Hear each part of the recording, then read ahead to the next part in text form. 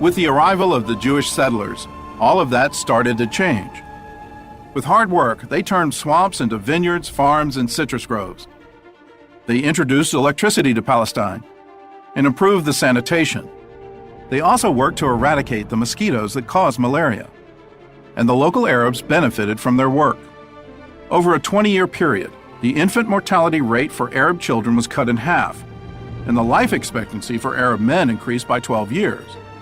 The Jewish landowners hired many of them to help work the land and paid them better than their Arab employers. First of all, following the purchase of land, the Arab population had income. With the help of this money, they could improve their living, and the Arab society could raise their standard of living. So because of Jewish purchase of lands, the economic and social conditions of the Arab society were better. Arabs from neighboring countries flocked to Palestine to take advantage of the higher standard of living. From 1922 to 1947, the total Arab population in Palestine more than doubled. In the city of Haifa, the number of Arabs increased by 290%. In Jerusalem, 131%, and in Jaffa, 158%. In 1939, Jewish scholar Martin Buber described the cooperation between Arabs and Jews in a letter to Mahatma Gandhi. The Jewish farmers have begun to teach their brothers, the Arab farmers, to cultivate the land more intensively. Together with them, we want to cultivate the land, to serve it, as the Hebrew has it. The more fertile this soil becomes, the more space there will be for us and for them. We have no desire to dispossess them. We want to live with them. Introducing our independence in 1948, the Jewish people had already built a strong network of communal farms that stretched from the Galilee to the Negev. They'd also built schools, hospitals, roads, and cities. In other words, they were already functioning as an independent state. When Ben-Gurion declared the foundation of the State of Israel in 1948, he already had a base, a territorial foundation of lands and settlements. A large number of settlements spread throughout Israel. Settlements built on lands purchased by the Jewish people. Despite the valid historical and legal claims of the Jewish people to their land, Israel's borders are still being negotiated after nearly 7 decades of statehood. Even as we live the dream that Jews have been dreaming for 2,000 years to live in the land of Israel, the land of our forefathers, we have to be constantly wary and conscious of the fact of the safety of our children. It's a constant battle to keep them safe in this land that God promised to us, the Jewish people. CFOIC Heartland has been there for so many communities as they seek assistance in protecting their residents. For centuries, these regions were covered with vibrant, fertile grapevines. But after the destruction of Jerusalem in 70 AD, the Romans uprooted the vines and took them to Italy.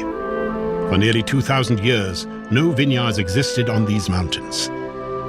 But in the late 1990s, a few Jewish men came here with a goal to change that. Men like Yaakov Berg. 2,000 years ago, Israel known like the best wine country in the ancient world. The Roman Caesars, the Greeks, they brought their best wine, not from Italy, not from French. They brought it from here, from Israel. But for 2,000 years, the land was desert. It was impossible to grow something on those lands. And actually, a lot of people tried, and they couldn't succeed. I born in Russia, and I came to Israel when I was 3 years old. It was always my father's dream to touch the land, to grow something.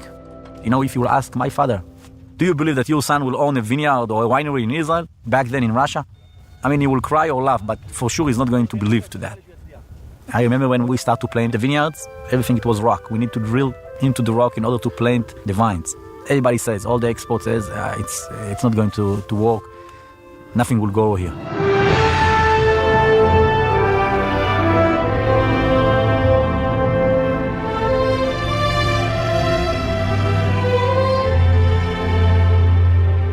They introduced electricity to Palestine and improved the sanitation. They also worked to eradicate the mosquitoes that cause malaria. And the local Arabs benefited from their work. Over a 20-year period, the infant mortality rate for Arab children was cut in half, and the life expectancy for Arab men increased by 12 years. The Jewish landowners hired many of them to help work the land and paid them better than their Arab employers. First of all, following the purchase of land, the Arab population had income. With the help of this money, they could improve their living, and the Arab society could raise their standard of living. So because of Jewish purchase of lands, the economic and social conditions of the Arab society were better. Arabs from neighboring countries flocked to Palestine to take advantage of the higher standard of living. From 1922 to 1947, the total Arab population in Palestine more than doubled. Day where the people of Israel, more than any other day during the year, connect with their biblical, God-given biblical homeland and say, this is our land, land was given to us by God, and we are here because it is ours, it doesn't belong to anyone else. And not only do we live here in communities, but we plant and we walk and we settle and we build. And today you came in an area where there is a struggle with our enemies.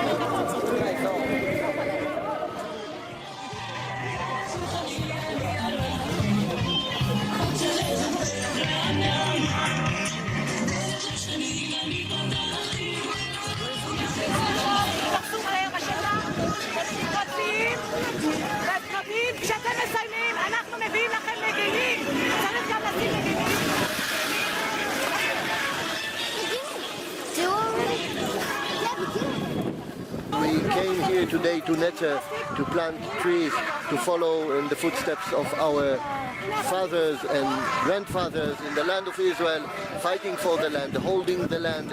I am sure that as soon as more and more Jewish people will adhere to the land of their forefathers, the land will become ours, and we will be able to fight all our enemies, to stand against all the pressures, to withdraw from our homeland, and to make the land ours, not theoretically, but also practically. Thank you very much.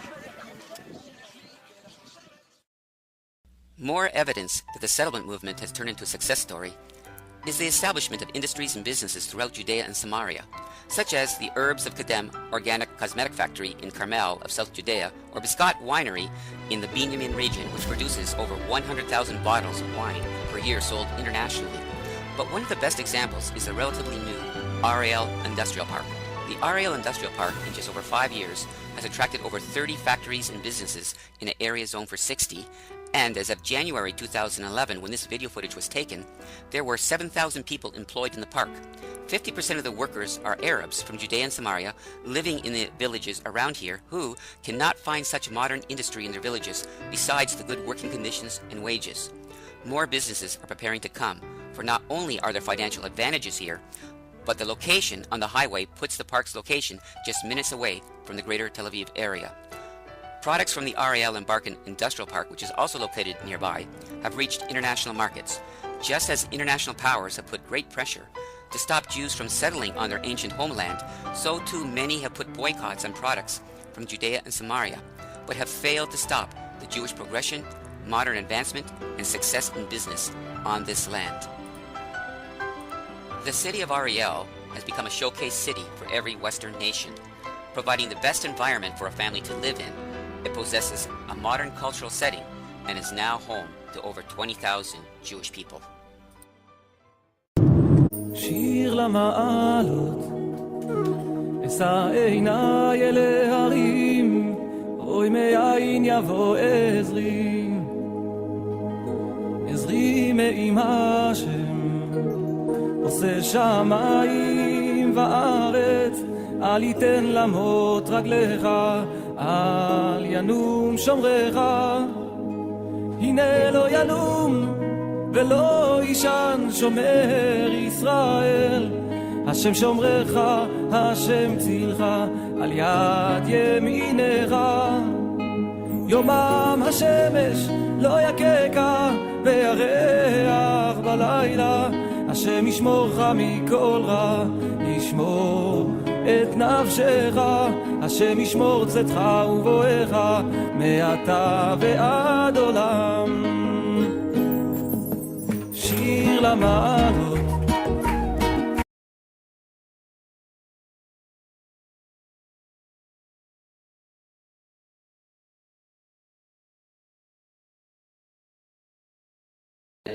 going and establishing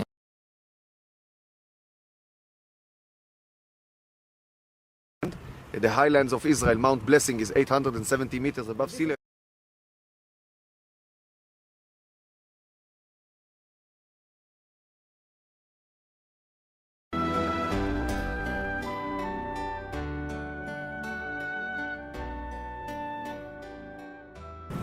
Shalom, welcome to Mount Blessing community. I'm a farmer in Mount Blessing community. My name is Nir Lavi. Our farm is called Lavi Farm, Blessing Farms. We own vineyards on Mount Blessing that we planted at the beginning in 1998, and first harvest was in 2002.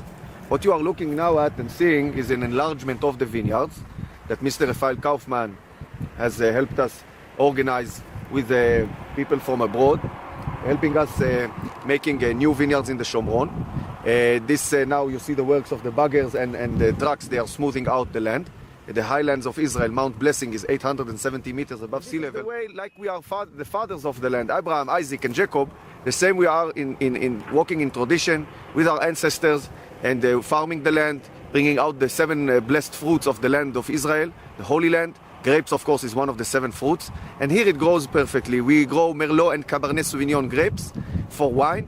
And now we have added Shiraz, Petit Verdot, and Cabernet Franc as other kinds of types of grapes for making wine, for making. But we really thank the Lord for this opportunity that we can bring out our heritage and our tradition to the land of Israel and continue farming that was here 2,000 years ago and come back to the land. And now in 2000, in this year's 2010, revive the land and do what the prophecies were talking about. You shall plant grapes in the hills of the